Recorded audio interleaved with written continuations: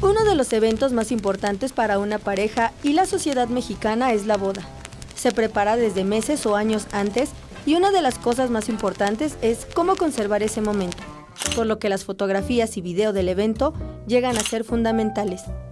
Sin embargo, no todas las imágenes recuperadas son elegidas para el álbum del recuerdo, y justo esas son las que el artista Ivonne Venegas seleccionó para su más reciente exposición, Días Únicos del Estudio y su Archivo. Venegas y su curiosidad se sumergieron en el archivo fotográfico del estudio Venegas Fotografía Fina, propiedad de sus padres en Tijuana, buscando lo que para ella es una de las cualidades más importantes en la fotografía, la vulnerabilidad. Pero entonces, al yo acercarme al archivo es entrar a buscar esos momentos que quedaron fuera del álbum, que quedaron fuera del documento oficial, y es como reformular una historia de personas, pero al mismo tiempo es reformular alguna historia que todos podemos, con la que todos podemos conectar, ¿no? Que es me enfoqué especialmente en las bodas.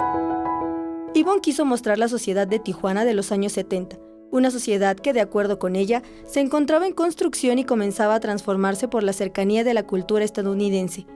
Con este trabajo, Venegas busca resaltar que no siempre lo preestablecido suele ser lo mejor, sino que algunas veces llega a conservar más sentido y esencia de los momentos.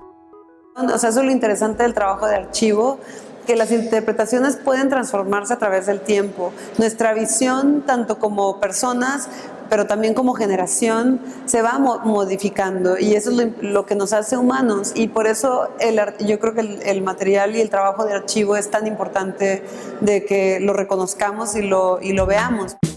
Días Únicos estará en exhibición en el vestíbulo Arqueia del Museo Universitario Arte Contemporáneo hasta el 1 de diciembre. Con imágenes de Joel Arias, Mariana Sánchez, 21 Noticias.